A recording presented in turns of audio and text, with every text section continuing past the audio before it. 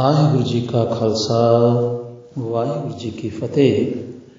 ਭਗਤ ਰਵਿਦਾਸ ਜੀ ਦਾ ਜਨਮ 1377 ਈਸਵੀ ਨੂੰ ਸੀਰ ਗੋਵਰਧਨਪੁਰ ਉੱਤਰ ਪ੍ਰਦੇਸ਼ ਦੇ ਬਨਾਰਸ ਸ਼ਹਿਰ ਵਿੱਚ ਪਿਤਾ ਸ੍ਰੀ ਸੰਤੋਖ ਦਾਸ ਜੀ ਮਾਤਾ ਕਲਸੀ ਦੇਵੀ ਜੀ ਦੀ ਕੁੱਖੋਂ ਹੋਇਆ। ਆਪ ਜੀ ਦੇ ਪਿਤਾ ਜੀ ਚਮੜੇ ਦਾ ਕੰਮ ਕਰਦੇ ਸਨ ਅਤੇ ਧਾਰਮਿਕ ਬਿਰਤੀ ਦੇ ਮਾਲਕ ਸਨ।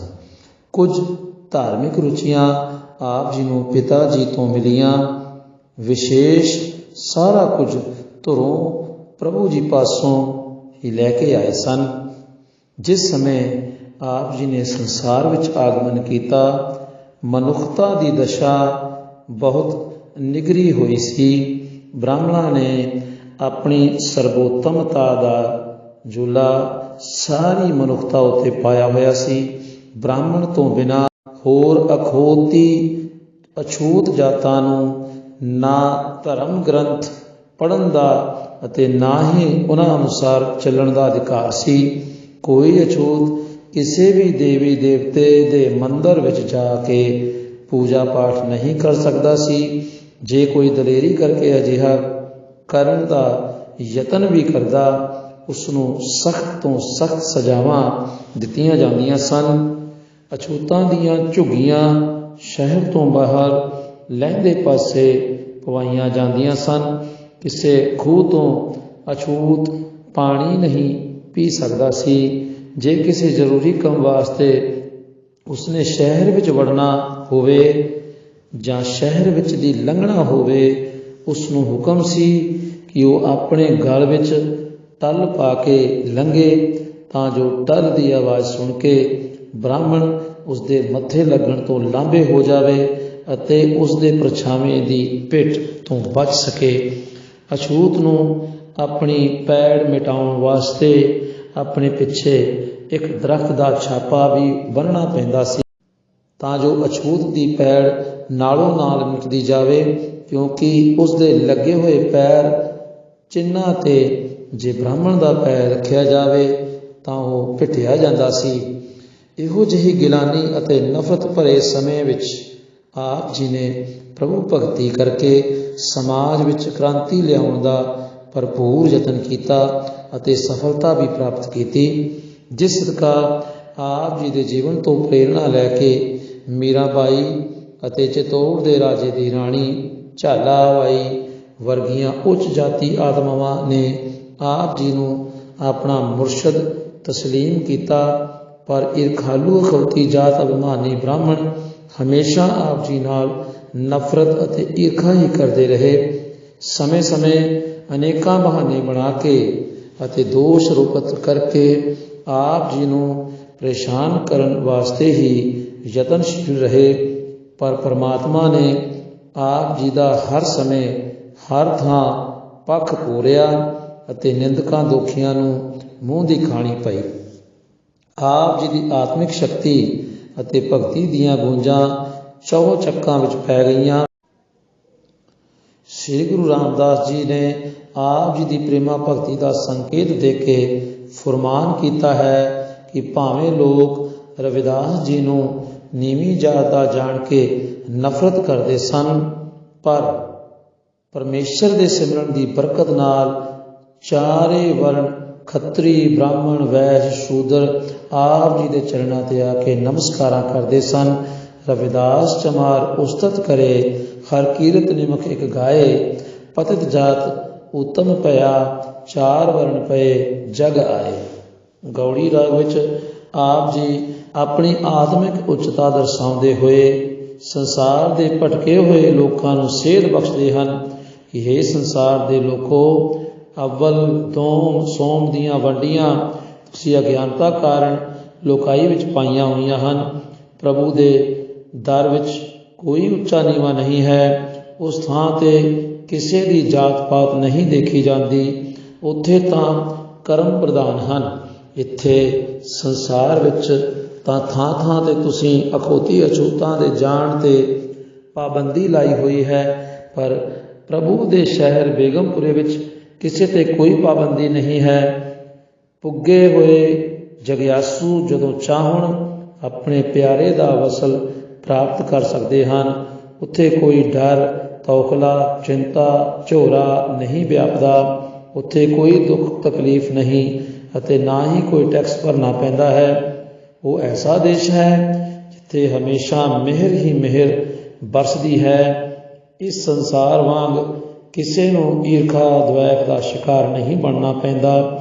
ਇਸ ਸਾਲ ਵਿੱਚ ਤਾਂ ਤੁਸੀਂ ਮੇਰੇ ਉੱਪਰ ਪਾਬੰਦੀਆਂ ਲਾ ਦਿਓਗੇ, ਪਰ ਉਸ ਦੇਸ਼ ਵਿੱਚ ਜਿਸ ਦਾ ਮੈਂ ਵਾਸੀ ਬਣ ਚੁੱਕਾ ਹਾਂ ਕੀ ਕਰੋਗੇ? ਭਾਵ ਕੁਝ ਨਹੀਂ ਕਰ ਸਕੋਗੇ।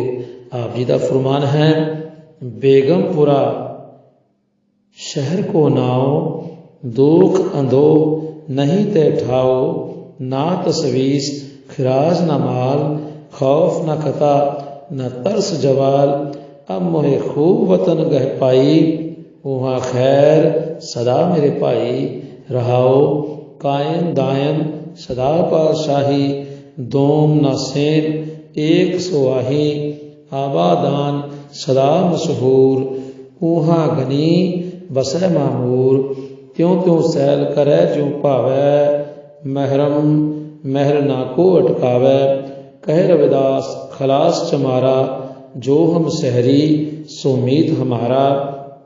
जिथे आप जी बेगमपुरे दे वासी सन, उत्थे आप प्रभु नाल आप जी दी किन्नी इकमिकता अते नेड़े दी सांझ सी। गुरु ग्रंथ साहिब जी विच आप फरमान करदे हन, हे मालिक प्रभु, तेरे विच ते मेरे विच कोई फर्क नहीं, केवल वेखण मात्र ही है। जिवें सोने अते सोने दे गहणियां विच पानी अते लहरां विच कोई फर्क नहीं हुंदा, तिवें तेरे अते मेरे विच कोई अंतर नहीं है। आप जी दा प्रभु नाल किन्ना प्यार सी। आप फरमाउंदे हन कि हे अनंत प्रभु, जे असीं पाप ना करदे ਤਾਂ ਤੁਹਾਡਾ ਨਾਮ ਕਿਵੇਂ ਪਤਿਤ ਪਾਵਨ ਹੁੰਦਾ, ਭਾਵ ਨਹੀਂ ਹੋਣਾ ਸੀ। ਹੇ ਮਾਲਕ, ਤੁਸੀਂ ਮਾਲਕ ਹੋ, ਪਰ ਇੱਕ ਗੱਲ ਯਕੀਨਨ ਹੈ ਕਿ ਮਾਲਕ ਤੋਂ ਦਾਸ ਦੀ ਵਡਿਆਈ ਹੁੰਦੀ ਹੈ ਅਤੇ ਦਾਸ ਤੋਂ ਹੀ ਮਾਲਕ ਦੀ ਵਡਿਆਈ ਪ੍ਰਗਟ ਹੁੰਦੀ ਹੈ। ਆਖਰ ਵਿੱਚ ਮੰਗ ਕੀਤੀ ਹੈ, ਹੇ ਮਾਲਕ, ਮੇਰੇ ਤੇ ਮਿਹਰ ਕਰ, ਮੈਂ ਹਮੇਸ਼ਾ ਤੇਰੀ ਹੀ ਆਰਾਧਨਾ ਕਰਦਾ ਰਹਾਂ। आप जी का फरमान श्री राग विच है, तो ही मोही मोही तो ही अंतर कैसा, कनक कटक जल तरंग जैसा, जो पै हम न पाप करंता अहे अनंता, पतित पावन नाम कैसे हुंता। रहाओ तुम जो नायक आछो अंतर जामी, प्रभ ते जन जानी जय, जन ते स्वामी, शरीर आराधै मोको विचार देहु, रविदास समदल समझावै कोऊ। रविदास जी पशुआं दी खल्लां ला के उसते जोड़े बना के अते गंढ के अपने अते अपने परिवार दी परवरिश करदे सन। संसारिक मायक तंगी वल आप दा ध्यान कदे जांदा ही नहीं सी। ध्यान हमेशा प्रभु बंदगी विच जुड़िया रहिंदा सी। माया वल्लों आप दी बिरती इतनी निर्लेप सी, जिस प्रधाए श्री गुरु अर्जन देव जी ने गुरबाणी विच भी फरमान किया है, रविदास ढुवंता ढूर नीत तिन त्यागी माया।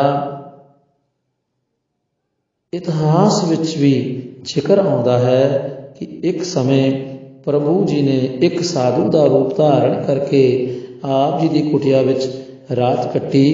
जाण तो पहला साधु ने अपने पासों एक पारस पत्थर कढ़ के रविदास जी नूं देना चाहया अते नाल ही पारस दे गुण दर्शा के आप जी दी जुत्तियां गंढण वाली रंबी नूं छुहा के सोना बना विखाया। भगत जी ने पारस नूं छन दे आले विच रखवा दिता अते अपनी किरत करन अते नाम जपण विच रुझ गए। काफ़ी समय तो बाद जद मुड़ रविदास जी की झोंपड़ी विच वो साधु जी आए, पारस प्रति पुछण ते आप जी ने उत्तर दिता, महात्मा जी, जिथे तुसीं रख के गए हो उत्थों अपना पारस चुक लवो। मैं उसनूं नहीं वरतिया अते ना ही मैनूं जरूरत है। ਇਹੋ ਜਿਹੀ ਅਤੀਤ ਬਿਰਤੀ ਦੇ ਮਾਲਕ ਸਨ। ਬਾਬਾ ਰਵਿਦਾਸ ਜੀ ਇੱਕ ਸਮੇਂ ਅਭੀਜ ਨਛੱਤਰ ਦਾ ਪੁਰਬ ਚੱਲ ਰਿਹਾ ਸੀ। ਲੱਖਾਂ ਲੋਕਾਂ ਨੇ ਦਰਿਆ ਗੰਗਾ ਵਿੱਚ ਇਸ਼ਨਾਨ ਕਰਕੇ ਆਪਣੇ ਆਪ ਨੂੰ ਪਵਿੱਤਰ ਹੋਇਆ ਮੰਨ ਲਿਆ। ਕਈ ਸੰਗੀਆਂ ਨੇ ਵੀ ਆਪ ਜੀ ਨੂੰ ਅਭੀਜ ਦੇ ਪੁਰਬ ਸਮੇਂ ਗੰਗਾ ਇਸ਼ਨਾਨ ਕਰਨ ਲਈ ਪ੍ਰੇਰਿਆ। ਆਪ ਜੀ ਨੇ ਉਹਨਾਂ ਨੂੰ ਪ੍ਰੇਰਣਾ ਦਿੱਤੀ ਕਿ ਆਤਮਾ ਪਵਿੱਤਰ ਨਾਮ ਜਪਣ ਨਾਲ ਹੁੰਦੀ ਹੈ, ਨਾ ਕਿ ਪਾਣੀ ਨਾਲ। ਸੰਘ ਦੇ ਮੁਖੀ ਨੂੰ ਜੋ ਗੰਗਾ ਇਸ਼ਨਾਨ ਲਈ ਜਾ ਰਿਹਾ ਸੀ, ਆਪ ਜੀ ਨੇ ਕਸੀਰਾ ਕੱਢ ਕੇ ਦਿੱਤਾ ਅਤੇ ਗੰਗਾ ਜੀ ਦੀ ਭੇਟਾ ਵਾਸਤੇ ਦਿੱਤਾ ਅਤੇ ਨਾਲ ਹੀ ਉਸ ਨੂੰ ਹਦਾਇਤ ਕੀਤੀ ਕਿ ਮੇਰਾ ਕਸੀਰਾ ਗੰਗਾ ਜੀ ਨੂੰ ਹੱਥ ਵਿੱਚ ਫੜਾਉਣਾ ਹੈ, ਉਂਝ ਹੀ ਪਾਣੀ ਵਿੱਚ ਨਹੀਂ ਸੁੱਟਣਾ। ਜੇ ਗੰਗਾ ਹੱਥ ਕੱਢ ਕੇ ਕਸੀਰਾ ਨਾ ਲਵੇ ਤਾਂ ਮੈਨੂੰ ਵਾਪਸ ਲਿਆ ਕੇ ਦੇ ਦੇਣਾ। ਸਾਰੇ ਯਾਤਰੀ ਭਗਤ ਜੀ ਦੀ ਅਨੋਖੀ ਗੱਲ ਸੁਣ ਕੇ ਬੜੇ ਹੈਰਾਨ ਸਨ। ਸਾਰੇ ਸੰਘ ਨੇ ਗੰਗਾ ਪੁੱਜ ਕੇ ਇਸ਼ਨਾਨ ਕੀਤਾ, ਗੰਗਾ ਵਿੱਚ ਭੇਟਾਵਾਂ ਸੁੱਟੀਆਂ।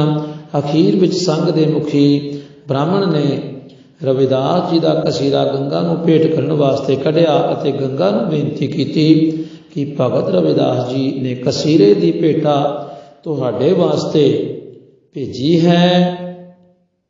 ਆਪ ਹੱਥ ਕੱਢ ਕੇ ਭਗਤ ਜੀ ਦੀ ਭੇਟਾ ਪ੍ਰਵਾਨ ਕਰੋ। ਬੇਨਤੀ ਕਰਨ ਉਪਰੰਤ ਗੰਗਾ ਦੀਆਂ ਲਹਿਰਾਂ ਵਿੱਚੋਂ ਇੱਕ ਗੈਬੀ ਹੱਥ ਬਾਹਰ ਨਿਕਲਿਆ। ਉਸ ਗੈਬੀ ਹੱਥ ਨੇ ਭਗਤ ਜੀ ਦੀ ਭੇਟਾ ਬੜੇ ਅਦਬ ਨਾਲ ਪ੍ਰਵਾਨ ਕੀਤੀ ਅਤੇ ਨਾਲ ਹੀ ਇੱਕ ਸੋਨੇ ਦਾ ਹੀਰੇ ਜੜਤ ਕੰਗਣ ਗੰਗਾ ਨੇ ਰਵਿਦਾਸ ਜੀ ਨੂੰ ਭੇਟ ਕਰਨ ਵਾਸਤੇ ਦਿੱਤਾ। ਇਹ ਅਜੀਬ ਕੌਤਕ ਵੇਖ ਕੇ ਸਾਰੇ ਬੜੇ ਹੈਰਾਨ ਸਨ ਕਿ ਬੜੇ ਬੜੇ ਦਾਨੀ ਗੰਗਾ ਨੂੰ ਮੋਹਰਾਂ, ਸੋਨਾ, ਅਨੇਕਾਂ ਕੀਮਤੀ ਭੇਟਾਵਾਂ ਅਰਪਣ ਕਰਦੇ ਹਨ, ਪਰ ਕਿਸੇ ਦੀ ਭੇਟਾ ਗੰਗਾ ਨੇ ਹੱਥ ਕੱਢ ਕੇ ਪ੍ਰਵਾਨ ਨਹੀਂ ਕੀਤੀ। ਭਗਤ ਰਵਿਦਾਸ ਜੀ ਦਾ ਕਸੀਰਾ ਖੁਦ ਗੰਗਾ ਜੀ ਨੇ ਹੱਥ ਕੱਢ ਕੇ ਲਿਆ ਅਤੇ ਪ੍ਰਵਾਨਿਆ ਹੈ। ਮਾਇਆਧਾਰੀ ਲੋਕ ਪਿਆਰ ਤੋਂ ਸੱਖਣੇ ਹੋਣ ਖਾਤਰ ਪਿਆਰ ਨੂੰ ਵੀ ਮਾਇਆ ਦੇ ਪੈਮਾਨੇ ਨਾਲ ਨਾਪਦੇ ਹਨ, ਜਿਸ ਕਾਰਨ ਭਗਤਾਂ ਅਤੇ ਸੰਸਾਰੀਆਂ ਦਾ ਹਮੇਸ਼ਾ ਅਜੋੜ ਹੀ ਰਹਿੰਦਾ ਹੈ। ਪੰਡਿਤ ਕੰਗਣ ਲੈ ਕੇ ਵਾਪਸ ਘਰ ਪੁੱਜਾ। ਮਨ ਬੇਈਮਾਨ ਹੋ ਗਿਆ। ਮਨ ਵਿੱਚ ਲੋਭ ਆਇਆ ਕਿ ਭਗਤ ਜੀ ਨੂੰ ਕੀ ਪਤਾ ਹੈ, ਜੇ ਮੈਂ ਇਹ ਸੁੰਦਰ ਹੀਰੇ ਜੜਤ ਕੰਗਣ ਰਾਜੇ ਨੂੰ ਭੇਟ ਕਰ ਦੇਵਾਂ ਤਾਂ ਰਾਜਾ ਕੰਗਣ ਦੀ ਸੁੰਦਰਤਾ ਵੇਖ ਕੇ ਮੈਨੂੰ ਬਹੁਤ ਸਾਰੀ ਮਾਇਆ ਦੇ ਦੇਵੇਗਾ।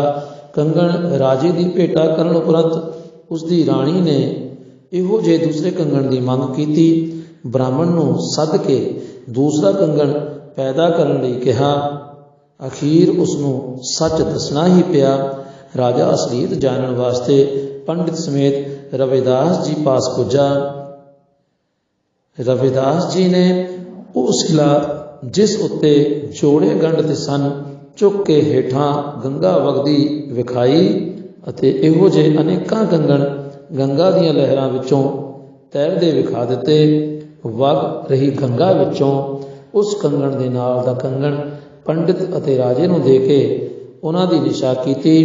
ਰਾਜਾ ਅਤੇ ਸਾਰੇ ਦਰਬਾਰੀ ਭਗਤ ਜੀ ਨੂੰ ਡੰਡੌਤਾਂ ਕਰਦੇ ਵਾਪਸ ਗਏ ਅਤੇ ਪੱਕੇ ਸ਼ਰਧਾਲੂ ਬਣ ਗਏ। ਭਗਤ ਰਵਿਦਾਸ ਜੀ ਦਾ ਜਸ ਪਹਿਲਾਂ ਨਾਲੋਂ ਵੀ ਦੂਣਾ ਚੌਣਾ ਫੈਲ ਗਿਆ। ਆਪ ਜੀ ਦੇ ਜੀਵਨ ਨਾਲ ਸੰਬੰਧਿਤ ਅਨੇਕਾਂ ਸਿੱਖਿਆਵਾਂ ਭਗਤਮਾਲ ਗ੍ਰੰਥ ਵਿੱਚ ਅਤੇ ਇਤਿਹਾਸ ਵਿੱਚ ਮਿਲਦੀਆਂ ਹਨ। ਈਰਖਾਲੂ ਬ੍ਰਾਹਮਣ ਨਿੱਤ ਰਾਜੇ ਦੇ ਦਰਬਾਰ ਵਿੱਚ ਜਾ ਕੇ ਭਗਤ ਜੀ ਦੀਆਂ ਸ਼ਿਕਾਇਤਾਂ ਕਰਦੇ ਕਿ ਰਵਿਦਾਸ ਸ਼ੂਦਰ ਹੈ, ਕਿ ਠਾਕਰਾਂ ਨੂੰ ਪੂਜਦਾ ਹੈ ਤੇ ਲੋਕਾਂ ਨੂੰ ਵਰਣ ਆਸ਼ਰਮ ਤੋਂ ਦੂਰ ਕਰ ਰਿਹਾ ਹੈ। ਰਾਜੇ ਨੇ ਸ਼ਿਕਾਇਤਾਂ ਦਾ ਨਿਪਟਾਰਾ ਕਰਨ ਲਈ ਦੋਵਾਂ ਨੂੰ ਆਪੋ ਆਪਣੇ ਠਾਕਰ ਲਿਆਉਣ ਲਈ ਕਿਹਾ ਤੇ ਮੂਰਤੀਆਂ ਨਦੀ ਤੋਂ ਪਾਰ ਰਖਵਾ ਦਿੱਤੀਆਂ ਤੇ ਪੰਡਤਾਂ ਨੂੰ ਕਿਹਾ ਕਿ ਤੁਸੀਂ ਵਾਰੋ ਵਾਰੀ ਆਪੋ ਆਪਣੇ ਠਾਕਰਾਂ ਨੂੰ ਆਵਾਜ਼ਾਂ ਦਿਓ। ਜਿਸ ਦੇ ਠਾਕੁਰ ਸੱਚੇ ਹੋਣਗੇ ਅਤੇ ਜਿਸ ਦਾ ਪਿਆਰ ਠਾਕੁਰਾਂ ਨਾਲ ਜ਼ਿਆਦਾ ਹੋਵੇਗਾ, ਉਸ ਦੇ ਠਾਕਰ ਆਪੇ ਉਸ ਦੇ ਪਾਸ ਆ ਜਾਣਗੇ। ਬ੍ਰਾਹਮਣਾਂ ਨੇ ਬਥੇਰੇ ਮੰਤਰ ਪੜ੍ਹੇ, ਆਵਾਜ਼ਾਂ ਲਗਾਈਆਂ, ਪਰ ਕੁਝ ਵੀ ਨਾ ਬਣਿਆ। ਜਦੋਂ ਭਗਤ ਰਵਿਦਾਸ ਜੀ ਦੀ ਵਾਰੀ ਆਈ, ਆਪ ਜੀ ਨੇ ਪਿਆਰ ਵਿੱਚ ਭਿੱਜ ਕੇ ਪ੍ਰਭੂ ਜੀ ਦੇ ਚਰਨਾਂ ਵਿੱਚ ਪੱਤ ਰੱਖਣ ਲਈ ਬੇਨਤੀਆਂ ਕੀਤੀਆਂ।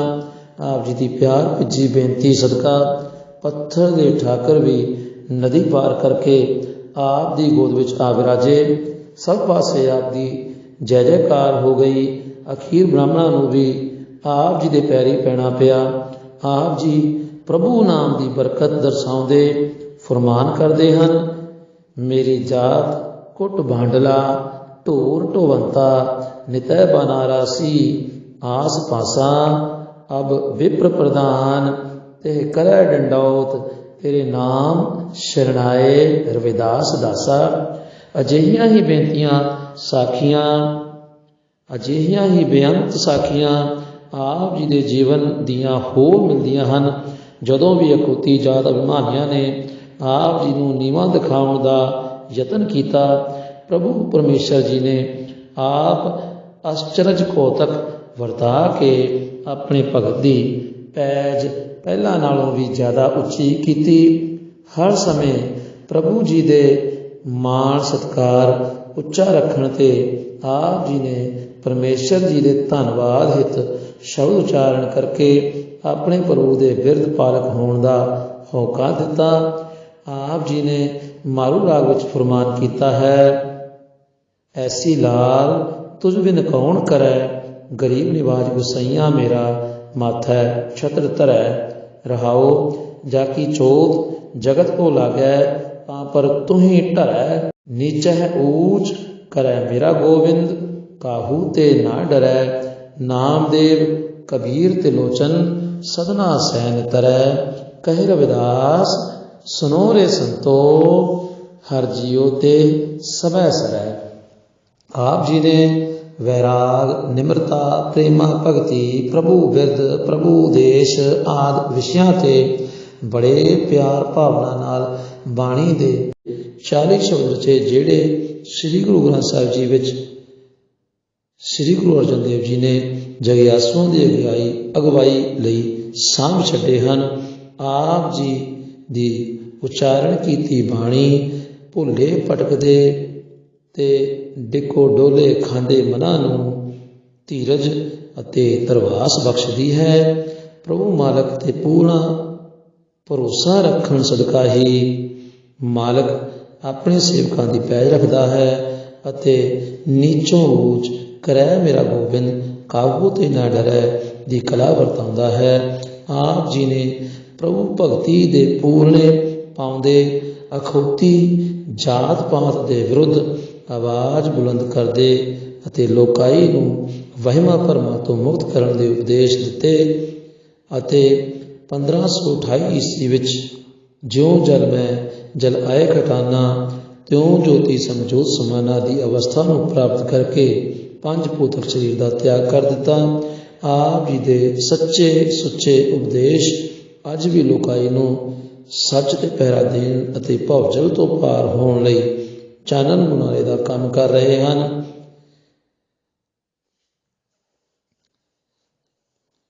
ਇਹਨਾਂ ਬੇਨਤੀਆਂ ਦੇ ਨਾਲ ਹੀ ਇੱਕ ਬੇਨਤੀ ਹੋਰ ਕਰਨੀ ਚਾਹਾਂਗੇ ਕਿ ਸਿੱਖ ਧਰਮ ਵਿੱਚ ਗੁਰੂ ਨਾਨਕ ਦੇਵ ਜੀ ਦੀ ਫਿਲਾਸਫੀ ਜਾਂ ਸ੍ਰੀ ਗੁਰੂ ਗ੍ਰੰਥ ਸਾਹਿਬ ਜੀ ਦੀ ਸਿੱਖਿਆ, ਸਾਰੇ ਗੁਰੂਆਂ ਭਗਤਾਂ ਅਵਤਾਰੀ ਪੁਰਸ਼ਾਂ ਦੀਆਂ ਜੋ ਸ੍ਰੀ ਗੁਰੂ ਗ੍ਰੰਥ ਸਾਹਿਬ ਜੀ ਵਿੱਚ ਦਰਜ ਹਨ, ਆਪਾਂ ਨੂੰ ਇਹ ਸਿੱਖਿਆ ਦਿੰਦੀ ਹੈ ਕਿ ਮਨੁੱਖਤਾ ਵਿੱਚ ਜੋ ਵੀ ਇਨਸਾਨ ਧਰਤੀ 'ਤੇ ਆਇਆ ਹੈ, ਉਸ ਦੇ ਵਿੱਚ ਛੂਆ ਛੂਤ ਭੇਦਭਾਵ ਕਰਨਾ ਪਰਮਾਤਮਾ ਦੀ ਸਿਰਜਣਾ ਦੀ ਉਲੰਘਣਾ ਹੈ, ਪਰਮਾਤਮਾ ਦਾ ਵਿਰੋਧ ਹੈ। ਅਤੇ ਜੇ ਆਪਾਂ ਸੱਚੇ ਗੁਰੂ ਦੇ ਸਿੱਖ ਬਣਨੇ ਚਾਹੁੰਦੇ ਹਾਂ ਅਤੇ ਆਪਾਂ ਇੱਕ ਦੂਜੇ 'ਤੇ ਲਾਂਛਣ ਜਾਤ ਦੇ ਨਾਮ 'ਤੇ ਲਗਾਉਣਾ ਬੰਦ ਕਰੀਏ, ਤਾਂ ਹੀ ਆਪਾਂ ਸ੍ਰੀ ਗੁਰੂ ਗ੍ਰੰਥ ਸਾਹਿਬ ਜੀ ਦੇ ਸੱਚੇ ਪੈਰੋਕਾਰ ਕਹਾਣ ਦੇ ਹੱਕਦਾਰ ਹੋਵਾਂਗੇ।